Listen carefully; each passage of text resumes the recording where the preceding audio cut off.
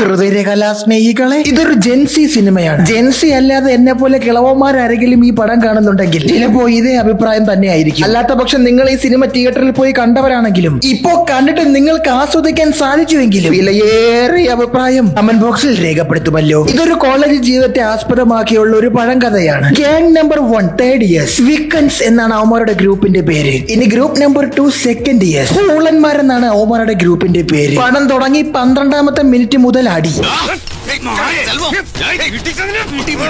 പിന്നെ ഇതാരാണ് ഈ മൈലാൻജി ഒന്നും, ഇദ്ദേഹത്തിന് എന്താണ് ഈ സിനിമയിലെ റോളെന്ന് എനിക്ക് മനസ്സിലായില്ല എന്റെ തമ്പുരാനെ. ഇടയ്ക്കിടയ്ക്ക് റേഡിയോയിലെ പരസ്യം പോലെ വന്നു പോകുന്നതാണ്. അങ്ങനെ ഈ കോളേജിലേക്ക് പുതിയ അഡ്മിഷൻ വരികയാണ്. ഫസ്റ്റ് ഇയറിലേക്ക് ഇതാ നമ്മുടെ നായകന്മാർ 2 പേർ. ഇനി ഇത് അവരുടെ ക്യാമ്പിലെ 3ാമനായ റിച്ച് ഫ്രണ്ട്. പുറകിൽ ചെല്ലിട്ട് വെച്ചിരിക്കുന്ന ഹെലികോപ്റ്റർ സൂക്ഷിച്ചു നോക്കിക്കോ, ഇവൻ പൈലറ്റ് ആണെന്ന് ലൈസൻസ് ഒക്കെ കൊണ്ടുവന്. ഇനി ഗ്യാങ്ങിലെ അടുത്തവൻ. രണ്ടുപേരും സ്റ്റുഡിയോന്ന് ഒരേ ഷർട്ടാണ് വാങ്ങിച്ചിട്ടേക്കണ. Comedy studio.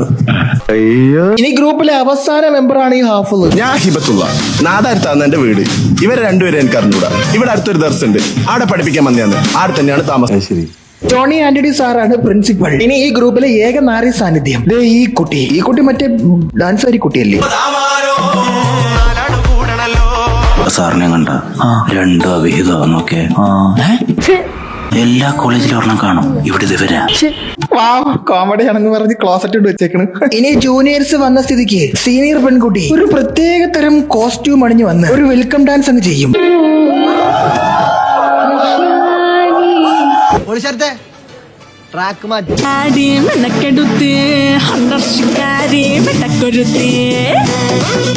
സംഗീതം നിർവചിച്ചിരിക്കുന്നത് ഗോപി സുന്ദറാണ് അത്രേ. മെനക്കെടുത്ത് പാട്ടുകളാണല്ല. ഗോപി സുന്ദർ വന്നൊരു അനാവശ്യ കലാകാരനായി വരികയാണ്. സീനിയറിന്റെ ഡാൻസ് കണ്ട് വിസിലടിച്ച് ജൂനിയറിന് സീനിയേഴ്സായ ഊളന്മാരെ പിടിച്ച് റാഗ് ചെയ്യും. എന്നിട്ട് പറയും നാളെ എല്ലാരും തത്തമ്മ കച്ച കളർ ബ്രസ് ഇട്ട് വന്നാ തിന്ന്.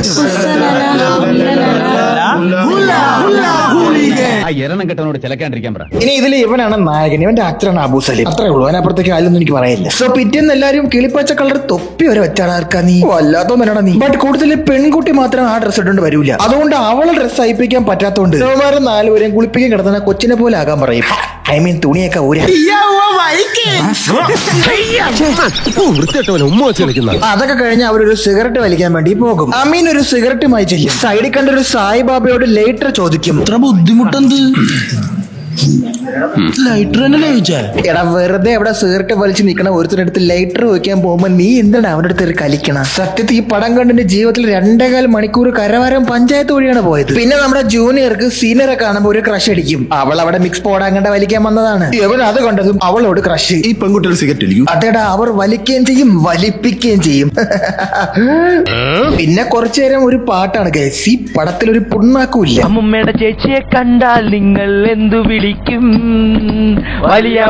അത് കഴിഞ്ഞതും ആ കോളേജിൽ വീണ്ടും ഒരു പരിപാടി വരികയാണ്. ഇതൊരു പ്രത്യേക കോളേജാണ് ഗൈസ്. പ്രവേശന ഉത്സവം കഴിഞ്ഞ് കഴിഞ്ഞാൽ ഓണം വരും, ഓണം കഴിഞ്ഞാൽ ക്രിസ്മസ് വരും, ക്രിസ്മസ് കഴിഞ്ഞ് കഴിഞ്ഞാൽ അടുത്ത ഇയർ വരും. അതിനിടയിൽ വീണ്ടും ഒരു പരിപാടി വെക്കും. അങ്ങനെ ആഘോഷത്തോട് ആഘോഷമാണ് ഈ കോളേജിൽ. ക്ലാസ് റൂമിൽ ഇരുന്നൊരു ഒറ്റ പഠിക്കണ പോലും കാണാനില്ല. അങ്ങനെ നമ്മുടെ സുന്ദരി ഡാൻസ് കളിക്കുന്ന കണ്ടപ്പോൾ നായകന് കൊതി അവളോടൊപ്പം ഡാൻസ് കളിക്കാം. അങ്ങനെ നമ്മളെ ഹൂളന്മാരുടെ ചോദിക്കുമ്പോൾ ഹൂളന്മാർ ഇവനെ ഊക്കി വിടും. അപ്പൊ അവന്മാര് തൊട്ടപ്പുറത്തുള്ള തേർഡ് ഇയേഴ്സിന്റെ അടുത്ത് പോയി വിക്കന്മാരുടെ ചോദിക്കും ഞാൻ ഡാൻസ് കളിച്ചോട്ടാന്ന്. അപ്പൊ അമ്മമാർ പറയാം അമ്മക്കാകെ കോല് കളിക്കാൻ അറിയാം, നിങ്ങൾക്ക് കോല് കളിക്കാൻ അറിയാമോ? അവന്മാർ അത്തരക്കാരന്മാർ നെഹിന്ന് പറഞ്ഞ് അവരങ്ങ് പോകും. അങ്ങനെ സെക്കൻഡ് ഇയറും ഫസ്റ്റ് ഇയറും അവന്മാരെ തഴഞ്ഞത് കാരണം സ്വന്തമായി മാസ്ക് കാണിച്ച് ഒരു ജീപ്പ് എടുത്തു വന്ന് സ്റ്റേജിൽ കയറി ഡാൻസ് കളിക്കാൻ അവന്മാരങ്ങ് തീരുമാനിക്കും. നിങ്ങൾ എന്താടാ ഹമാസിന്റെ ആൾക്കാരാ?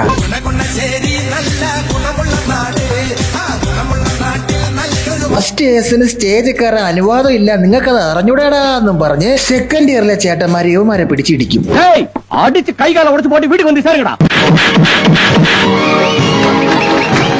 വെളുത്തിട്ട് പാറും കലിപ്പ് തന്നെ. അടിയൊക്കെ തീരുമ്പോ പ്രിൻസിപ്പൾ അച്ഛൻ വരും. പ്രീ എഡീസിലെ വയറിനാണ് ഇങ്ങനെ വയർ. ഈ പടം നമ്മൾ കണ്ടുപിടുത്ത ഏതൊക്കെയോ കോളേജ് സിനിമകളിൽ നിന്ന് ചുരണ്ടിയതാണ്. അടി കഴിയാവേ പ്രിൻസിപ്പൾ കലണ്ടറിന്റെ പേജ് ഒന്ന് മറച്ചിടും. അടുത്ത വർഷം ആരംഭിക്കും, പുതിയ പിള്ളേര് വരും. അവിടെ ഒരു പൂച്ചപ്രേമിയായ ക്യൂട്ട് കുട്ടി വരും. ആ കുട്ടിയെ ഇവൻ ഇഷ്ടപ്പെടും. വഴി കണ്ട പൂച്ചയ്ക്ക് അവൾ ഓടിപ്പോയി ഒരു മണി കിട്ടിക്കൊടുക്കും. എടി പരശുദ്ധി, ആരെങ്കിലും പൂച്ചയ്ക്ക് മണി കിട്ടുകൂടി?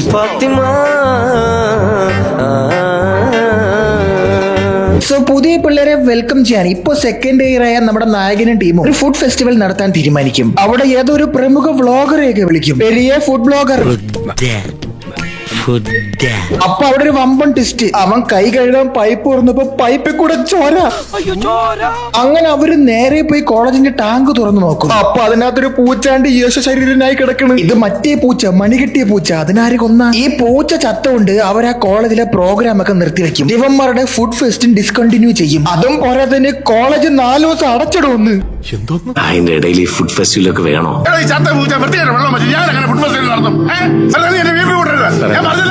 അല്ല ഇത് ആര്? ഷാഫിക്ക് +2 കാലഘട്ടത്തിൽ സ്കൂൾ വിട്ട് ബസ്സിലിരുന്ന് പോകുമ്പോഴേ കാമുകിയുടെ വീടിന്റെ മുന്നിലൂടെ പാസ് ചെയ്യുമ്പോൾ ഹെഡ്സെറ്റിൽ ഇക്കായുടെ പാട്ട് അത് തന്നൊരു ഫീൽ ഉള്ളത് കൊണ്ട് മാത്രം നിങ്ങളെ ഞാൻ ഒന്നും പറയണില്ല. അല്ലേ തന്നെ ഞാൻ ഒരു കാര്യം ചോദിക്കട്ടാടാ. ആകെ 4-3-7 ടീസ്പൂൺ ചോരലടാ ഒരു പൂച്ചക്കുള്ളത്. എന്തോന്നൊരു പൂച്ചയ്ക്ക് ഒരു ചരിവൻ ചോര. അത് മാത്രമല്ല 4 അടി വീതിയുള്ള ഈ ടാങ്കിനകത്തൊരു പൂച്ച എത്തേന് എന്തിനടാ കോളേജ് 4 ദിവസം അടച്ചിടണ? അതിലെല്ലാം എന്ത് ലോജിക്കടാ ഉള്ളത്? അപ്പൊ നിങ്ങളെ മനസ്സിലൊരു ചോദ്യം ഒതുക്കാൻ മിണ്ടാ പ്രാണിയെ കൊന്നത് ആരാണെന്ന്. ഈ റോഡ് സൈഡും ചെയ്യില്ല, റീറ്റെയിലും ചെയ്യില്ല, ഒരു മാറ്റാലും ചെയ്യില്ല. ഇനി ലവന്മാര് പൂച്ചയെ കൊല്ലാൻ പോണ പോക്കാണ് ഇത്.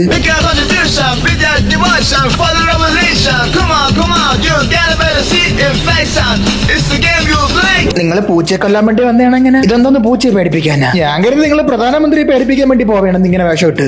അല്ല ഇത് റെയിൻ കമ്മിക്കല്ലേ?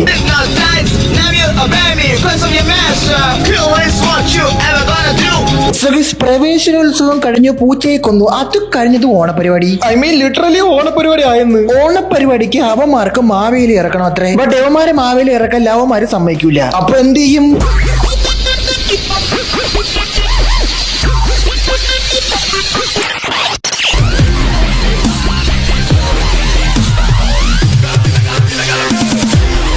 Stop. Seriously. Stop. അവന്മാര് ഹെലികോപ്റ്ററിൽ വന്ന് ഇറങ്ങും ഗൈസ് മാവേലി ആയിട്ട്. കാരണം കോളേജിനകത്ത് കാറും ബൈക്കും ഒന്നും കയറ്റാനുള്ള അനുവാദം ഇല്ല അത്ര ഇപ്പൊ. അതുകൊണ്ട് അവന്മാര് ഹെലികോപ്റ്ററുമായിട്ട് വരും. എന്തൊരു കൃത്രിമത്വമാടാ ഇത്. അമീന്റെ കഥാപാത്രം ഭയങ്കര റിച്ചെന്ന്. പണം കണ്ട് ധനമന്ത്രി വീട്ടിൽ ഒന്ന് കുനിഞ്ഞു നിൽക്കും അത്ര. അത്രയ്ക്കും റിച്ച്. ഇവന്മാര് ഹെലികോപ്റ്ററിൽ വന്ന് ഷോ കാണിച്ചോണ്ട് മറ്റവന്മാര് ഓടി വന്ന് അവന്മാരെ മുമ്പ് അങ്ങ് നിൽക്കും. പിന്നെ 2 മിനിറ്റ് ക്യാമറ അപ്പുറത്തും ഇപ്പുറത്തും ഗ്രൗണ്ടിലും ഹെലികോപ്റ്ററിനെ ചുറ്റുമൊക്കെ കറക്കിയിട്ട് പരസ്പരം അവന്മാർ അങ്ങോട്ടും ഇങ്ങോട്ടും അടി കൂടും. അടി തീർന്ന അവന്മാർ ഗ്രൗണ്ടിൽ പോയി കെട്ടിപ്പിടിച്ച് നിൽക്കുമ്പോൾ ഓടി വന്ന് നമ്മള് പ്രിൻസിപ്പൾ പറയും ഹെലികോപ്റ്റർ കയറ്റി താറ അതിനകത്ത്. അറിയാതൊക്കെ അതെല്ലാം എടുത്തോണ്ട് പോക്കണമെന്ന്. ഈ ജോണി ആന്റണിക്ക് വല്ല JCB ഓടിക്കാനും പോക്കൂടെ? പ്രിൻസിപ്പൾ ആണ് അത്ര. എല്ലാം തീരുമ്പോ ഓടിക്കൊണ്ട് തള്ളിക്കൊണ്ട് വരും. പിന്നെ വേണ്ട ലിവനും ലിവളും തമ്മിൽ ലവ് ആകും. ഞാനൊന്നു ചിരിച്ചാലവളിൽ പെരുന്നാളിൻ പൊലിവാണ്. അത് കഴിയുമ്പോ അവര് കോളേജിൽ ഹെലികോപ്റ്റർ കൊണ്ടുവന്നത് വൈറലാകും. അത് കാരണം സിനിമാക്കാർക്ക് കോളേജ് ഷൂട്ട് ചെയ്യാൻ വേണമെന്ന് പറയും. അതെന്താ കോളേജിനകത്ത് ഹെലികോപ്റ്റർ കൊണ്ടുവന്നപ്പോഴത്തേക്കും ഹെലികോപ്റ്റർ അല്ലേ വൈറലാവുള്ളത്? അല്ല ടെക്നിക്കലി കോളേജ് വൈറലാവല്ലേ? എനിക്ക് അത്രയും ബുദ്ധിയില്ലാത്തതുകൊണ്ട് എനിക്ക് അതിന്റെ ലോജിക്ക് മനസ്സിലാവണില്ല ഏത്. അപ്പൊ കോളേജിനകത്ത് ശബരീഷിന്റെ കഥാപാത്രം ഒരു ആമ തൊപ്പിയും വെച്ച് ഒരു കോത്തിരി മീശയും വെച്ച് വരെയാണ് ഗൈസ്. എന്തിനാണ് ഈ കഥാപാത്രം?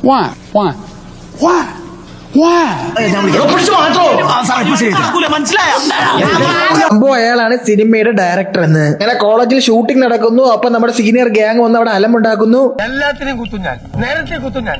അത് കഴിയുമ്പോ പണ്ടടക്കം പിന്നെ ഒരു പാട്ട്. പരന്നിരിക്കണ ഭൂമിയിൽ ജീവിക്കണ മനുഷ്യൻ.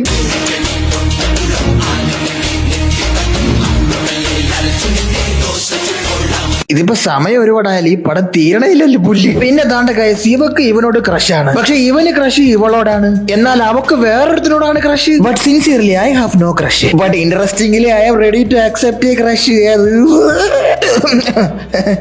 Back to reality. അതായത് ആ അധ്യയന വർഷവും പോകുന്നു. നമ്മുടെ ഹൂളന്മാര് കോളേജിൽ നിന്ന് പോകുന്നു. പുതിയ പിള്ളേർ വരുന്നു. അവിടെ നമ്മുടെ വില്ലന്മാർ ഇതാ ഇവന്മാർ 3 പേരാണ്. ഓൾറെഡി ഒരു ഡിഗ്രി കഴിഞ്ഞിട്ട് സ്പോർട്സ് കോട്ടയിൽ വീണ്ടും ഇവിടെ ഡിഗ്രിക്ക് ചേർന്നിരിക്കണം അവന്മാർ ഇവളെ കയ്യിൽ കയറി പിടിക്കും. അതിലാ പുറകില് പാക്കം ചോദിച്ച് നിക്കണവനില്ലേ അവൻ തായ്ക്കൊണ്ടോ നാഷണൽ പ്ലെയർ. നടുക്ക് നിൽക്കുന്ന സാഗർ സൂര്യ അവൻ നാഷണൽ ബോക്സിംഗ് പ്ലെയർ.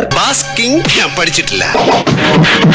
പിന്നെ ഇവൻ നാഷണൽ കബഡി പ്ലെയർ. പിന്നെ അങ്ങനെ ഇരിക്കും ഒരു ദിവസം ഇവക്കടെ അച്ഛൻ വിളിച്ചിട്ട് ഇവന്റെ അടുത്ത് പറയും മോൾ എന്റെ ഫോണിൽ എടുക്കണില്ല, അവളെയും കൂട്ടി ഞാൻ പറഞ്ഞൊരു സ്ഥലത്ത് വരാൻ. അങ്ങനെ അവളെയും കൊണ്ടൊരു സെമിത്തേരി പോവും അവളുടെ മമ്മിയുടെ കബറിൽ. മമ്മി രോഗം വന്ന് മരിച്ചതിന് ശേഷം അവള് പപ്പയോട് മിണ്ടാറില്ല. അത്ര എന്തിനു നീ മിണ്ടാത്തത്? പപ്പ എന്തിനു ഇത് കൊണ്ട് എത്ര അങ്ങേര് വിളിച്ച് അവള് ഫോൺ എടുക്കൂലെന്ന്. എന്നിട്ട് പപ്പയെ കണ്ടത് ഓടിപ്പോയി കെട്ടിപ്പിടിച്ച് 2 ഉമ്മം. അതൊരു വല്ലാത്ത തരം പിണക്കം തന്നെ കേട്ടോ. ആ യാത്ര കഴിഞ്ഞ് വരുമ്പം യവന് ഇവളോട് ക്രഷ് ആകും. അതവൻ തുറന്ന് പറയൂല, അവൻ പിന്നത്തേക്ക് പറയാൻ വെച്ചേക്കും. എന്നിട്ട് അവരെല്ലാം കൂടി ഒരു ഗോവ ട്രിപ്പിന് പോകും. അവിടെ വെച്ച് അവൻ അവളോട് അവന്റെ പ്രണയം തുറന്ന് പറയും. അപ്പൊ അവൾ പറയും അവൾക്ക് ഇച്ചിരി സമയം വേണമെന്ന്. നീ എന്ത് പറഞ്ഞാലും അതൊരു ചെയ്യടി നമുക്ക്. നീ പറയണപ്പോ നിനക്ക് എന്നോട് ഒരു ഫീലിങ്സും ഇല്ല ഇപ്പൊ. ഈ പണ്ടാരപ്പടം തീരെയൊന്നുമില്ല കൈസ് ഇപ്പോഴൊന്നും ഇന്റർവെല്ലും പോലും ആയിട്ടില്ല ഇത്ര നേരമായി. പിന്നെ ഉണ്ട് ടൂറിന്റെ ഇടയിൽ ഇവൻ വെള്ളത്തിൽ വീഴും. ഇപ്പം വെള്ളത്തിൽ വീഴുന്നത് കാരണം അന്താരാഷ്ട്ര ഗുണനിലവാരത്തിൽ ആഗോള കമ്പോളത്തിൽ വിലയിടി. തേങ്ങയാണ് തേങ്ങ. ഈ പടമായിട്ട് യാതൊരു ബന്ധമില്ലാത്ത സീൻ. എന്തിനാന്തോ വെള്ളത്തിൽ വീണത്? വെറുതെ ചുമ്മാ കുളിക്കാതെ വെള്ളത്തിൽ വീണ് 5 മീന് ജീവിതം നഷ്ടമായി, അല്ലാതെ എന്ത്. പിന്നെ നിങ്ങളോട് പറയാതെ പോയൊരു കാര്യമുണ്ട്. ലവളുടെ കയ്യിൽ കയറി പിടിച്ചതിന് യുവമാരെല്ലാം കൂടി ചോദിക്കാൻ ചെല്ലും. എന്നിട്ട് കൈ കയറി പിടിച്ചവന്റെ കർണത്ത് ലവളുടെ കാമുകൻ ഒരെണ്ണം പൊട്ടിക്കും. അത് ഞാൻ കാണിക്കാൻ മറന്നുപോയി. കാണിച്ചിട്ട് വലിയ കാര്യമൊന്നുമില്ലല്ലേ. അത് ചോദിക്കാനായിട്ട് പഴയ ഔട്ടായി പോയ സീനിയേഴ്സും പുതിയ വില്ലന്മാരും കൂടി വരും. അങ്ങനെ ഇവനെ മാത്രം തല്ലിയിട്ട് നിങ്ങളിവിടുന്ന് പോവോ? അങ്ങനെ ഇവനെ മാത്രം തല്ലിയിട്ട് നിങ്ങളിവിടുന്ന് പോവോ?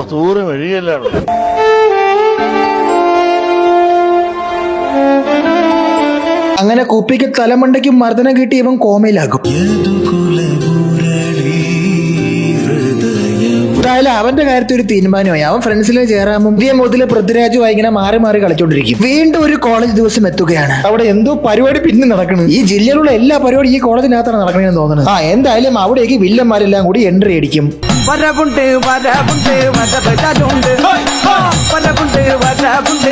ശരിക്കും ഈ പടം കണ്ടപ്പോ ഓമാരെയൊക്കെ വെറുപ്പീരാണപ്പോ തോന്നിപ്പോയി 2 ഓമർക്ക് കിട്ടണമെന്ന്. ഇതിന്റെ സാഹചര്യത്തിൽ ഞാൻ വില്ലന്റെ സൈഡായി പോവുകയാണ്. പിന്നെ അറിയാല്ല അവിടെ ഒരു തൊലിഞ്ഞ ഫൈറ്റ്. അണ്ണാ ഇതിന്റെ എഴുത്തുകാരാണ് നിങ്ങൾ കുറച്ച് ഓർഗാനിക് പെസ്റ്റിസൈഡ്സ് വാങ്ങിച്ചു കൂടി. എന്തെങ്കിലും കുറച്ച് ഓർഗാനിക് ആയിട്ട് വരട്ടെ. ഈ ചൊറിയും കടിയും കൂടെ ഒരുമിച്ച് കയറിയപ്പോൾ അവിടെ കിടന്ന് അടി കൂടുമ്പോൾ ഞാൻ ഒരു കാര്യം പറയട്ടെ. ഈ പടം ഇല്ലേ, ഈ പടം ഹോർമോസ് കടലിടിക്കുന്ന നടുക്കിൽ കൊണ്ടുപോയി ഒരു കപ്പലിന്റെ മുകളിൽ വെള്ളമുണ്ട് വലിച്ചു കെട്ടി പ്രൊജക്ടർ വെച്ച് ഈ പടം അതിൽ പ്രദർശിപ്പിച്ചാൽ ട്രംപ് സ്വയം നിക്കറൂരിൽ നിന്ന് യുദ്ധം അവസാനിപ്പിച്ച് എല്ലാവരോടും വീട്ടിൽ പോകാൻ പറയും. അത്രയ്ക്കുണ്ട് ഈ പടത്തിലെ വെറുപ്പിക്കുക. വെച്ചാൽ അടിയും പിടിയും വലിയല്ല. ഈ പടത്തിൽ വേറൊന്നും ഇല്ല. അല്ല, ഞാൻ എന്ത് മാങ്ങാത്തോലി എടുത്താണ് ഇതിനകത്ത് റോസ്റ്റ് ചെയ്യാനുള്ളത്? എല്ലാ തൊലിയും തീരുമ്പോ കയറി വരണ ഈ ബച്ചൻ കിച്ചനെ, അതാ ബുദ്ധിയും ബോധവും ഇല്ലാത്ത ഈ ബാലമുണ്ണകളെ. എന്നെ എനിക്ക് പറ്റുന്നത് ഈ പടം തിയേറ്റർ കണ്ടവന്മാരെ റോസ്റ്റ് ചെയ്യാം. അത് വേണോ? അത് വേണമെങ്കിൽ പറയാം. ഞാൻ അവന്മാരെ ഓരോരുത്തരായിട്ട് വീട്ടിൽ പോയി റോസ്റ്റ് ചെയ്യാം. അല്ലാതെ ഈ പടത്തെ കുറിച്ച് പറയാൻ എനിക്കൊന്നും നിർത്തി ഞാൻ പോവുകയാണ്. എനിക്ക് വയ്യ. എന്തായാലും പടം തീർന്നു കൈസ്. അടിയോട് കൂടി അവന്മാരൊക്കെ നന്നാവും. വില്ലന്മാരെ സ്കൂളിൽ നിന്ന് പുറത്താക്കും. ഉപ്പയ്ക്ക് തലയ്ക്ക് മർദ്ദനം കിട്ടിയവൻ ഗൾഫിൽ പോകും. അവന്റെ പെണ്ണിനെ കെട്ടിപ്പിടിച്ചൊരു ഉമ്മ കൊടുക്കൂല.